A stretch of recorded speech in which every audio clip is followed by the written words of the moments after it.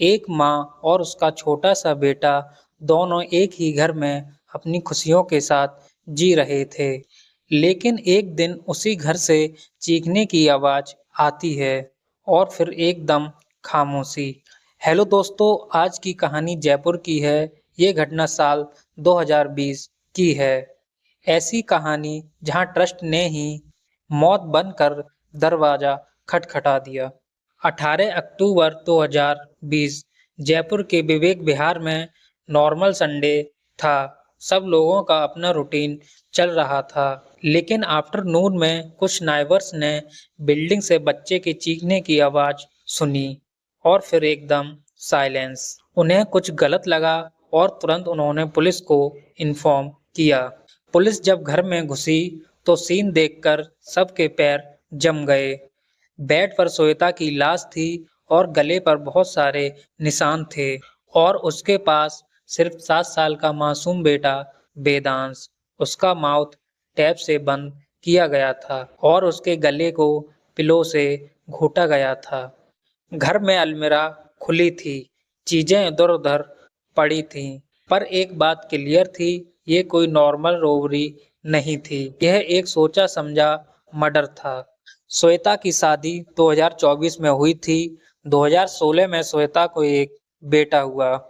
उसके husband businessman थे, लेकिन लगातार बिजनेस में लॉस होने के कारण उनके घर में फाइट्स बढ़ गई थीं और 2019 तक श्वेता अलग रहने लगी और अपने बेटे को भी साथ रखने लगी। श्वेता प्रॉपर्टी डील्स और ऑनलाइन बिजनेस में इन्वॉल्व थी। अक्टूबर 2020 में उसकी बहुत बड़ी डील फाइनलाइज होने वाली थी। पुलिस को लगा कि मर्डर का मोटिव पैसा था। पुलिस ने सबसे पहले एंट्री चेक की। दरवाजा बिल्कुल टूटा नहीं था, यानी किलर को श्वेता ने खुद एंट्री दी थी। सीसीटीवी चेक हुआ। एक आदमी हुडी पहने बिल्डिंग में एंटर होता है, लेकिन एग्जिट के वक्त उसके फेस से मास्क हट जाता है और उसका चेहरा सीसीटीवी में क्लियर आ जाता है। फॉरेंसिक टीम को श्वेता के नेल्स के अंदर स्किन और हेयर सैंपल्स मिले, मतलब स्ट्रगल हुई थी। डीएनए मैच होने के बाद नाम आया मोहित। मोहित कोई स्ट्रेंजर नहीं था, वो आदमी श्वेता के साथ प्रॉपर्टी डील में इन्वॉल्व था। पुलिस ने मोहित को पिक किया। पहले वो डिनाई करता रहा, पर mobile tower location, WhatsApp chat और सीसीटीवी ने उसके सारे गेम एक्सपोज कर दिए। इन्वेस्टिगेशन में फाइनली मोहित टूट गया और उसने बताया, मैं पैसे लेने गया था, पर जब उसने ट्रांजैक्शन रोक दिया मुझे गुस्सा आ गया। मैंने उसे धमकाया, पर जब वो चिल्लाने लगी फिर मैंने उसको मार दिया।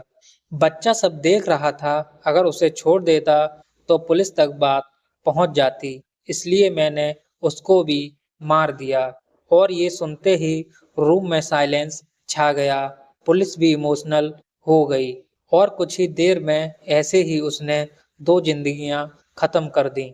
2021 में कोर्ट ने सब एविडेंस दिखाकर मोहित को डबल मर्डर केस में सजा दी।